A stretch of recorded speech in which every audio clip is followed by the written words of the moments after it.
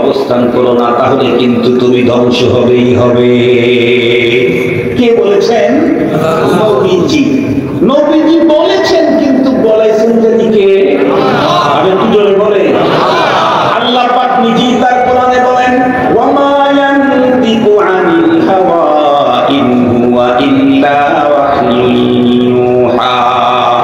মৌলভী হরগিজ না গুফতে তা না গুফতে মুস্তাফা, মুস্তাফা হরগিজ না গুফতে তা না গুফতে মৌলভী, হরগিজ না গুফতে তা না গুফতে মৌলানা, মৌলানা হরগিজ না গুফতে তা না গুফতে মুস্তাফা, মুস্তাফা হরগিজ না গুফতে তা না গুফতে জিবরাইল, জিবরাইল হরগিজ না গুফতে তা না গুফতে রব্বুল জলিল। এর চাইতে আরো চমৎকার বলেছেন আরেকজন কবি, যদিও তার কবিতার শব্দগুলি কম কিন্তু মর্মগুলি বড় চমৎকার। কবি বলেন, গুপ্তায়ে ও গুপ্তায়ে মাওলা বুয়াদ, গরচে আজহুল তো মে আবদুল্লাহ বুয়াদ। আল্লাহ নিজে বলেন, মা ইয়ানতিকু আনিল হাওয়া, ধর্মের ব্যাপারে আমার নবী তার ব্যক্তিগত তরফ থেকে একটা কথাও বলেন নাই। ইন হুয়া ইল্লা ওয়াহয়ুন, যা বলেছেন আমি বলাইছি তাই উনি বলেছেন। সুবহানাল্লাহ বলুন কি? তাহলে পয়গম্বরের হাদিস বলেছেন, নবীজি বলাইছেন কে? কি বললেন? চার জামাতের ভিতরে শামিল থাকো, পঞ্চম কাতারে ঢুকো না, তাহলে কিন্তু হালাক হয়ে যাবে। গভীরভাবে লক্ষ্য করবেন, তার ভিতরে প্রথম নাম্বারটাই হলো উক্তু আলিমান, তুমি নিজে আলিম হয়ে যাও, তুমি নিজে আলিম হও। যদি না পারো মুতাআল্লিমান, তাহলে ছাত্র হও। তাও যদি না পারো মুহিব্বান, মুহাব্বতকারী হও।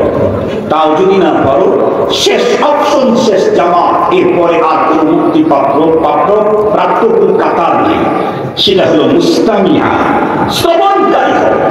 ভালো করে বুঝবেন, আমি জিজ্ঞাসা করতে চাই, প্রথম তো বললেন আলিম হও, তা যদি না পারো তাহলে তালিবুল ইলম হও। তালিবুল ইলম কার কাছে এলেন শিখবে? ইঞ্জিনিয়ারের কাছে, ডাক্তারের কাছে, ব্যারিস্টারের কাছে, মাস্টারের কাছে, মিস্টার মিনিস্টারের কাছে। কার কাছে? আলেম। আবার বলেন, তাহলে এক নম্বর আলেম, দুই নম্বরও তো আলেমই, দুই নম্বরও কি কথা বলেন? তুমি নিজে আলেম হও, তা হতে পারো নাই, তাহলে এর কাছ থেকে ইলম অর্জনকারী হও, তাও আলেম। না আলেম বাদ দিয়ে অন্য কারো কাছে, তা আবার আলেমের কাছে পাঠাইলেন, তাও তুমি পারো নাই, মুহিব্বান, মুহাব্বতকারী হও। কাকে? মুফতিকে, এমপিকে, ব্যারিস্টারকে। কাকে? আবার বলেন কাকে? তাহলে এরপরে তিন নাম্বার কাতারটাও কার সাথে লাগানো? আলিমের সাথে। মুহাব্বত যদি করো, তাও আলিমকে। এটাও যদি না পারো, তাহলে তুমি কমপক্ষে শ্রবণকারী হও। কি শ্রবণ? কার কথা শ্রবণ? কথা বলেন না কেন? কার কথা শ্রবণ? তার অর্থই হলো, এই জামানায় তোমার মুক্তি কনফার্ম করতে চাইলে ওয়ারাসাতুল আম্বিয়া আলেম ছাড়া হবে না, হবে না। এই জন্যই তো আমরা বলি, আরো শর্ট করে বলি, নবীর যুগে নবীকে বাইপাস করে, বাইনাস করে যেমন কেউ আল্লাহ পেতে পারে নাই, জান্নাতে যেতে পারে নাই, ইহকালীন শান্তি, পরকালীন মুক্তির পথ পায় নাই, নায়েবে নবী উলামায়ে কেরামের এই যুগে নায়েবে নবীকে বাইপাস করে, মাইনাস করে কেউ হেদায়েত প্রাপ্ত হতে পারে না। এটা আমার কথা, এটা পয়গম্বরের কথা। পয়গম্বর বলেছেন, কিন্তু বলেছেন, আসতে বলেন কেন? বলেছেন পয়গম্বর, বলেছেন কে? আল্লাহ পাক বলেছেন। তার মানে আলেম থেকে দূরে যাওয়ার অর্থই হলো ধ্বংস হওয়া। আলেম থেকে দূরে যাওয়ার অর্থই হলো ধ্বংস হওয়া। আপনি কার বিরুদ্ধে কথা বলেন? আপনি কাদের বিরুদ্ধে মন্তব্য ছুড়েন? আপনি কার উপরে লাঠি উঠান? কার উপরে? চিনেন? আপনি চিনেন? কিয়ামত পর্যন্ত যাদেরকে দুনিয়াতে তিন ঠিকাদারি দেওয়া হয়েছে, আল উলামা ওয়ারাসাতুল আম্বিয়া। আমাকে যদি কেউ বলে তোমরা কি দুনিয়াতে দিনের ঠিকাদার? কি জি? লাইসেন্স প্রাপ্ত ঠিকাদার, নরমাল ঠিকাদার না, লাইসেন্স প্রাপ্ত ঠিকাদার।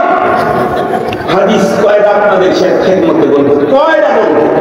হাদিস, হাদিসের পরে হাদিস বলার বক্তাও পরে আসতেছে, মওলানা আরিফ বিন হাবিব, ও হাদিসের পরে হাদিস বলবে। আমি একটু হাদিসের ব্যাখ্যাটা আপনাদেরকে শুনিয়েছি। মুহতারাম হাজিরিন, তাহলে আমি হয়তো আলিম হতে হবে, না হয় তালিম হবে। কার সাথে সম্পর্ক?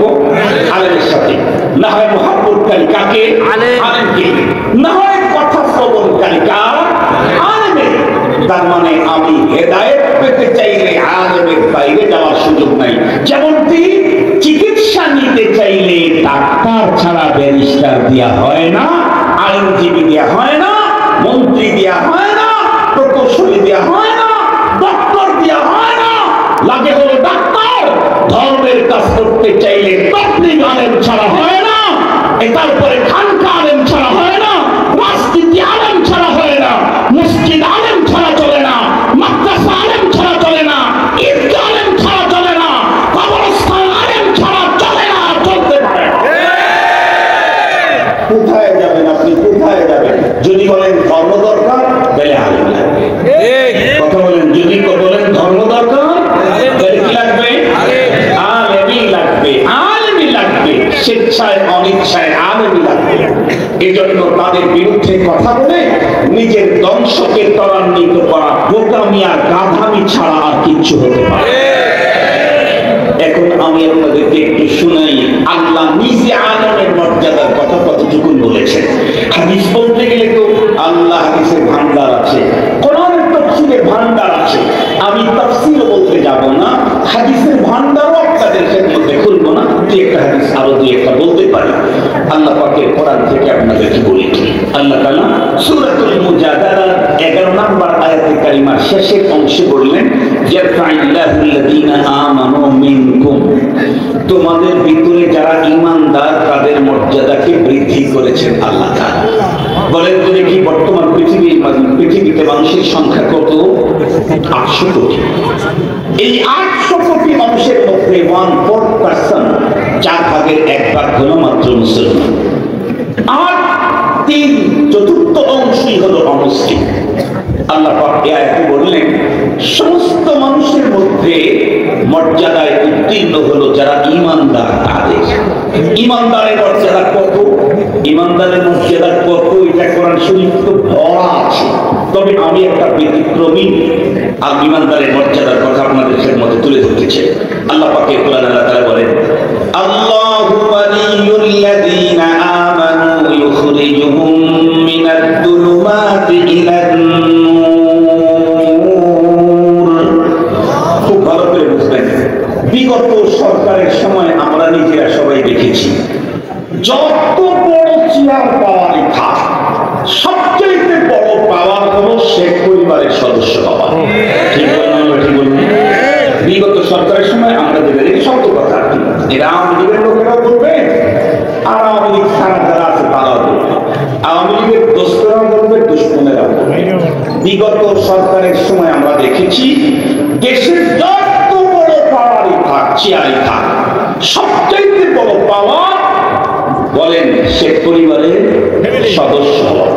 শেখ পরিবারের ছোট্ট একটা সদস্য যে এই দেশকে কিছুই দিতে পারে নাই, ছোটবেলাতেই ইন্তেকাল করেছে, শহীদ হয়েছে, মারা গেছে, যেটাই বলেন, তার নামেও বাংলাদেশের যতগুলি স্থাপনা আছে, যে লোকটা বাংলাদেশে 100 বছর পর্যন্ত দেশ জাতির কল্যাণে পাগলের মতো খেটে দুনিয়া ছেড়েছে, ওই জাতীয় একটা নেতাও দেখাইতে পারবেন না 50-52 বছরে তার নামে এতগুলি স্থাপনা আছে।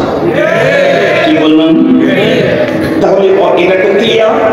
বিগত অতীত সরকারের সময় সবচেয়ে বড় পাওয়ার শেখ পরিবারের সদস্য হওয়া।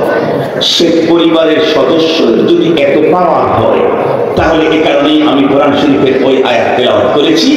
ওই আয়াতে আল্লাহ তাআলা বলেন, আমি রব